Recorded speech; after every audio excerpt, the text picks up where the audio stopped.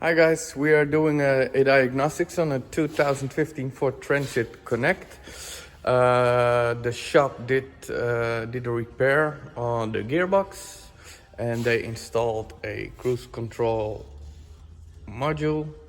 It's not genuine, but it's the Gold Cruise version. And after both repairs they've done, the car wouldn't start anymore. I can show you from here. Everything lights up, but as soon as we turn the key, nothing happens. It also throws up this message that, something is going on with the car.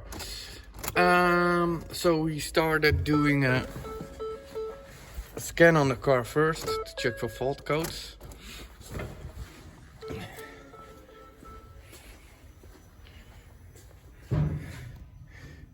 So we go into diagnosis, we do an auto scan, so it should see all the modules active in the car.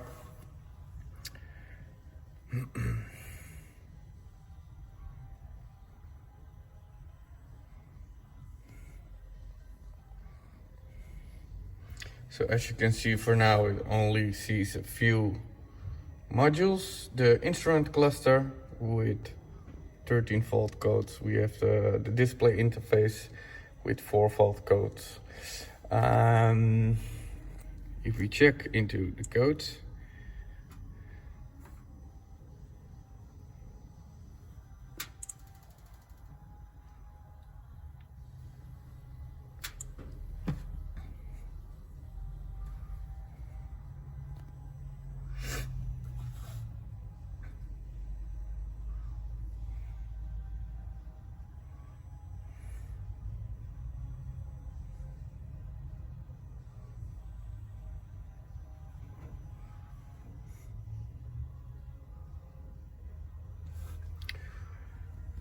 okay, we see we have a lot of communication fault codes with various modules, and the thing that's pretty obvious right now is that all these modules are on the powertrain CAN bus or the high-speed CAN bus. So we probably have a CAN bus communication fault. So the next thing we did is hooked up the scope, the Pico, to check if we have communication going on the CAN bus system.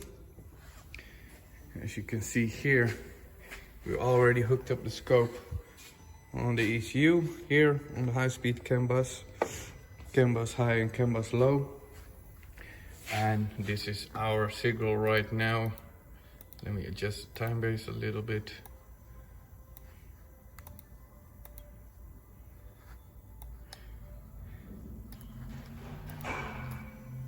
Here we can see the communication on the high-speed CAN bus. Let me just quickly check if the ignition is on. No, it's not, but it is now.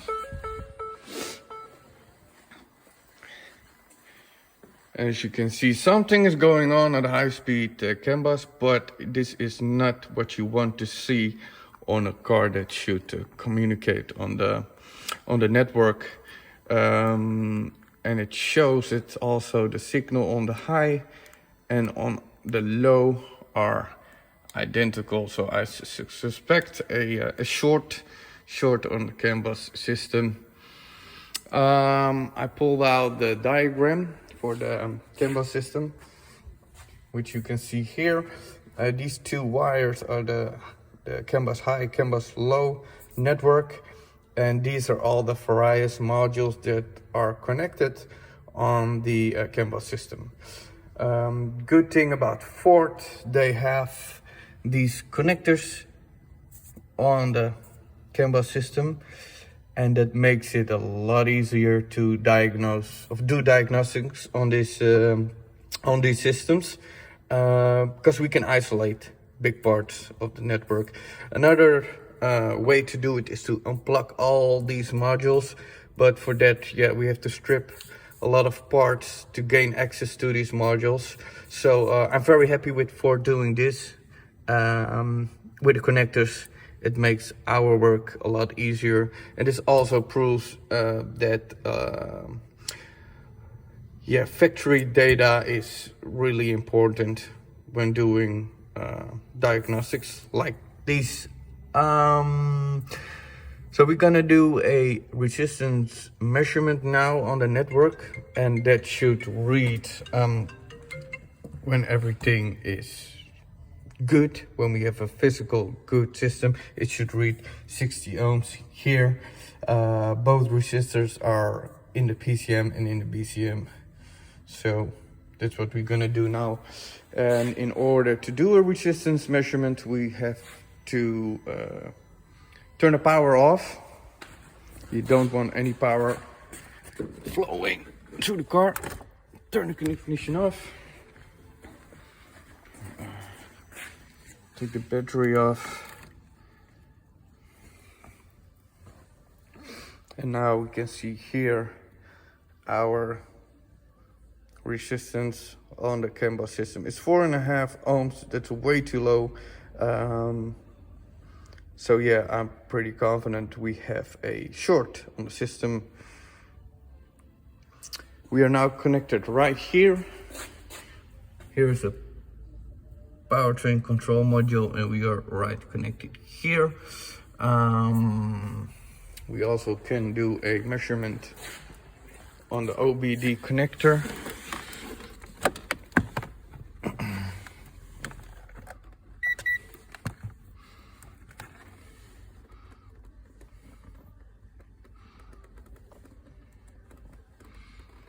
And also here we have almost no resistance, half an ohm. So yeah, we have a short on the system, definitely.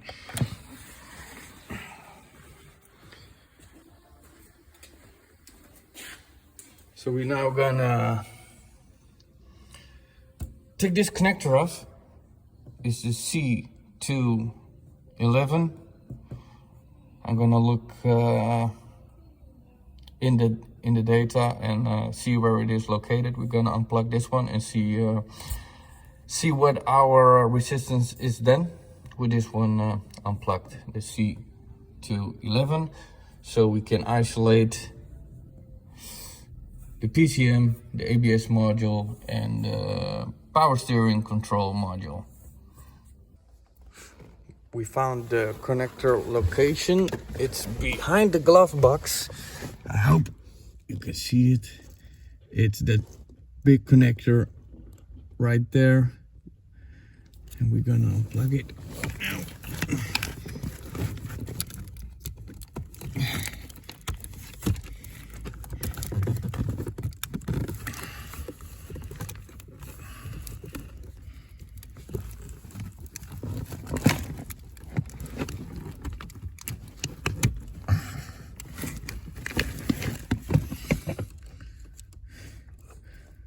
Okay, it's unplugged now, and now we can check the resistance again.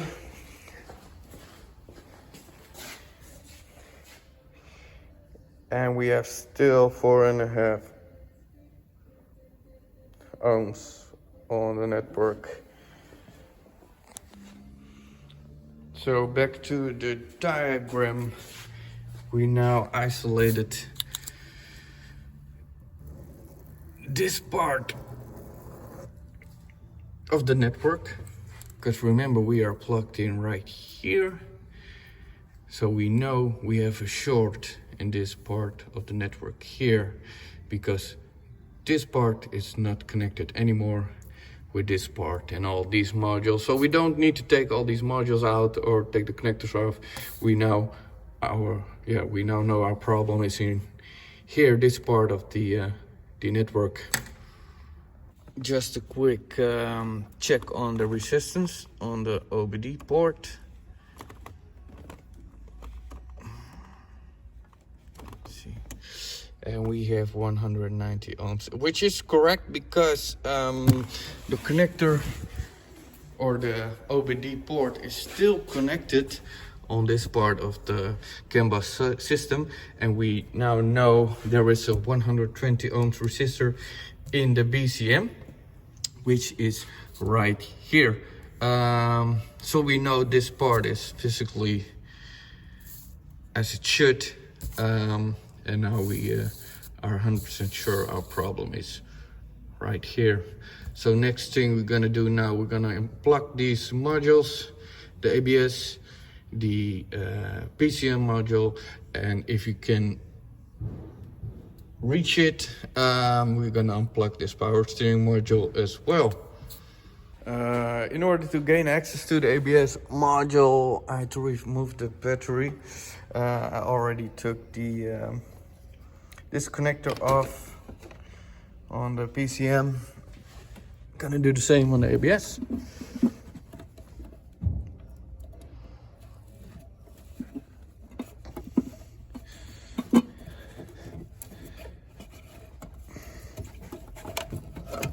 Okay, that's all right.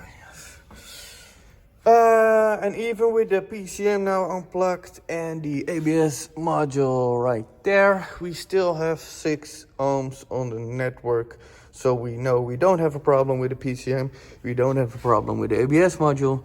So it's either a wiring issue on this part, or we have a problem on the power steering control module, which is situated down there on the steering rack. So let's have a quick look if I can reach that module down there. So I was trying to get to the steering module, but yeah, it's quite hard to get to the module itself from here. So I followed up the wiring. As you can see here, this is the wiring harness that goes to the steering module, and it eventually comes into this wiring harness here. But these, the white wire and the white blue wire, are the CAN bus wires. So these two here, as you can see, are DC wires here. So we have the power steering control module, or the steering module, and these are the wires I just showed you. But this is what I found. These wires are stuck between the chassis and the gearbox mount. As you can see, it's stuck here in between. So I'm gonna undo this mount, take the wires out, and I'm positive we will see some damage right there in this part. So we took the bracket out, took the wiring out, and this is what we found here. It sure looks like the low and the high side of the CAN bus system are shorting. So we're gonna take this piece out. We're gonna do a repair on this harness and see if our communication restored.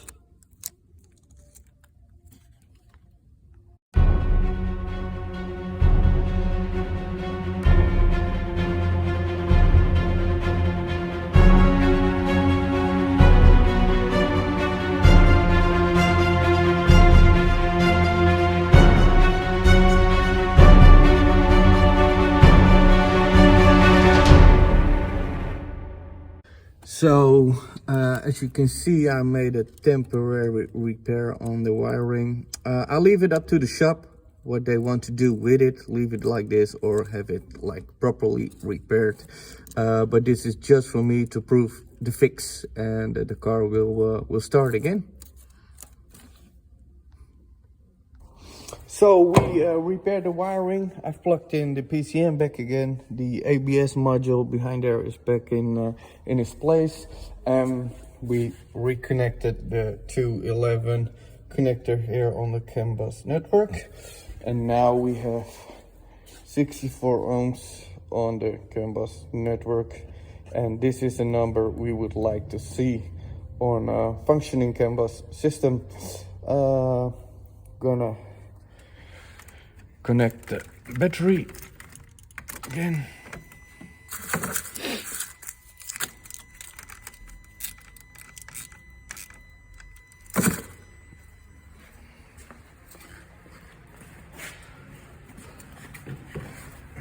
turn the ignition on.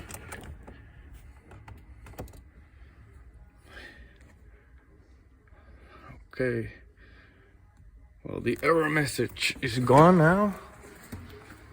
Let's recheck our CAN bus signal.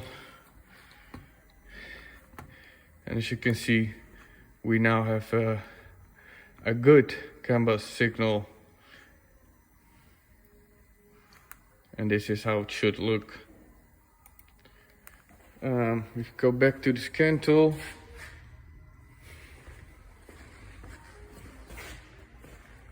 Put that in.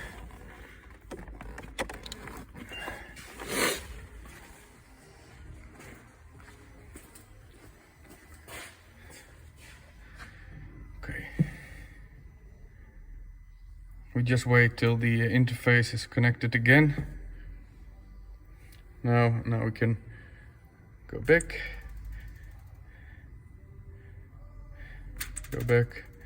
exit, and we do another scan.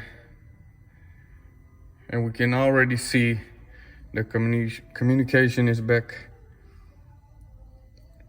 We have multiple fault codes, but I'm not worried about that too much. We just wait till it finishes the scan and let's see if it starts.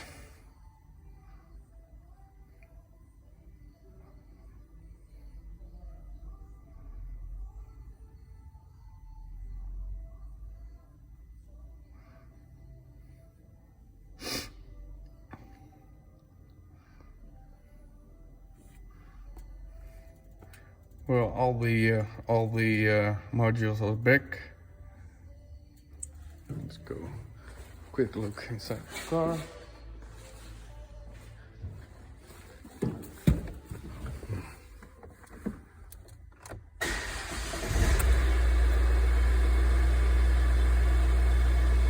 Okay, car starts. That means our job is done. I'll return this to the workshop with my findings, and yeah, job done. Thank you guys.